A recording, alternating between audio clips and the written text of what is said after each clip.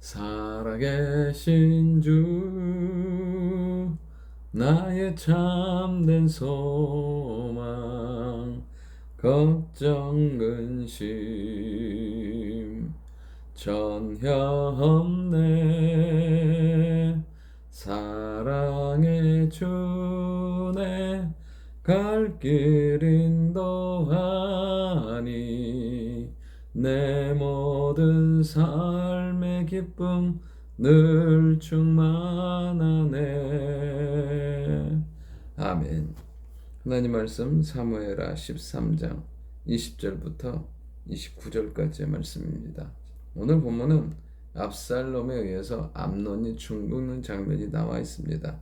오늘 말씀을 통해서 우리에게 어떤 기준을 붙들고 어떤 역할을 하며 우리의 삶 가운데 있는 상처와 분노가 어떻게 해결되는지에 대해서 살펴보려고 합니다. 첫 번째, 저는 분명한 기준을 말하고 제시할 수 있어야 한다는 사실입니다.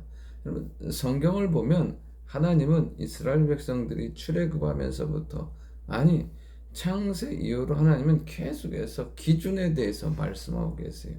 아담과 하와에게는 선악과 먹지 마라. 선악과는 하나님과 인간의 경계와 기준이었거든요. 이스라엘 백성들이 출애굽했을 때는 십계명을, 율례와 법들을 제정하심으로 그 기준에 대해서 말씀하십니다. 여러분, 우리가 분명히 알아야 될 것 중에 하나 무엇이냐면, 우리는 기준을 말하면서 우리는 기준을 100% 지킬 수 있는 사람은 아니에요. 그러나 중요한 건 그 기준이 무너지면 다 무너진다는 거예요. 다윗은 자녀들에게 기준에 대해서 말했어야 됐어요. 형제를 사랑해야 되고 서로 죽이거나 상하게 하지 말아야 한다는 것, 화목해야 된다는 거에 대해서. 그럼 그 기준을 때로는 지킬 수도 있고 못 지킬 수도 있지만 그 기준이 있다는 것은 다시 그 기준으로 회복될 수 있다는 거예요. 그런데 다윗의 자녀들은 전혀 그 기준이 없어요.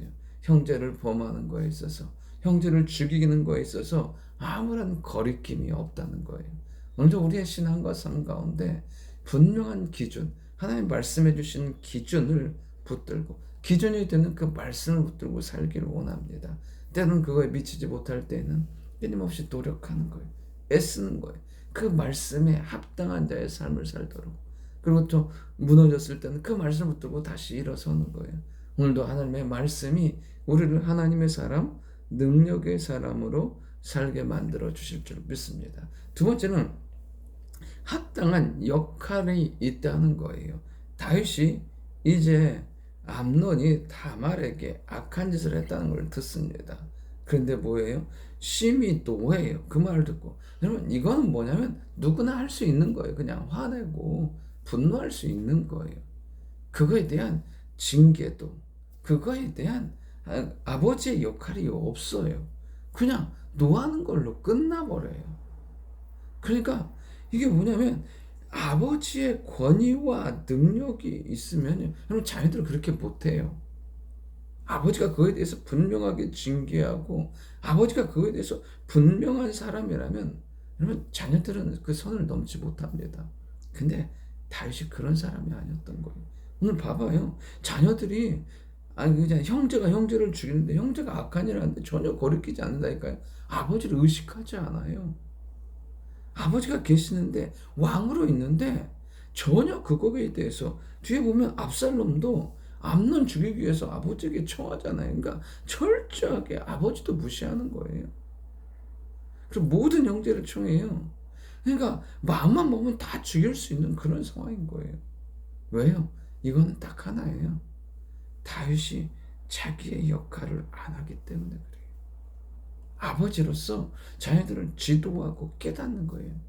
잠언에 있는 것처럼요, 아이는요 때려도 죽지 않아요. 왜요? 정말 그것이 그 매가 때로는 바른 길로 인도하기 때문에 그래요. 그러면 어렸을 때는 맞는 게 아팠어요. 근데 커서도 알았어요. 말이 훨씬 더 아프다는 거. 우리의 삶 가운데 그 하나님의 분명한 말씀은 우리를 교훈으로, 경계로 삼아서 하나님의 자녀에 합당하게 살게 만들어요. 다윗은 이렇게 흐지부지 넘어가면 안 됐어요. 분명하게 책망하고 징계함으로 말미암아 역할과 그 다음에 사명을 감당하고 그 기준을 넘었을 때, 하나님의 말씀의 범위를 넘었을 때 어떤 일이 생긴지를 알게 했어야 돼요. 오늘도 우리가 하나님의 사람으로, 믿음의 사람으로, 하나님의 말씀의 사람으로 분명한 역할을 감당하는 사람, 그리할 때 믿음의 놀라운 역사들이, 하나님의 사람들이 세워지는 그런 일들이 일어나게 될 줄 믿습니다. 마지막 세 번째, 해결되지 않는 상처와 분노는 아픔으로, 고통으로 표출된다는 거예요. 이제 이 압살롬이 만 2년 후에 이 암논을 양강대 초대합니다.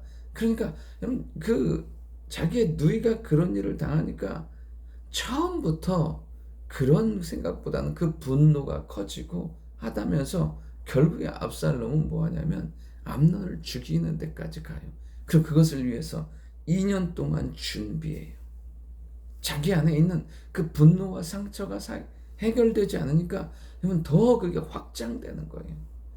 정말 지혜는 뭐냐면 분노는 점점점 축소시키는 게 지혜예요. 분노와 감정을 자꾸 확장시키잖아요. 사소한 건데도 엄청 큰, 정말 큰 일로 이어지는 경우들이 너무나 많아요. 그러나 큰 일인데도 그것을요, 분노를, 화를 축소시키면 아무것도 아닌 것처럼 지나갈 수 있다는 거예요. 오늘도 우리 안에 있는 상처, 분노들이 확장되는 것, 사람의 말이나 환경으로 확장되는 것이 아니라 하나님의 은혜와 사랑으로 축소되고 작아져서 그것이 은혜의 기회가 되는, 하나님의 사랑을 경험하는 축복의 하루가 될 수 있기를 원합니다.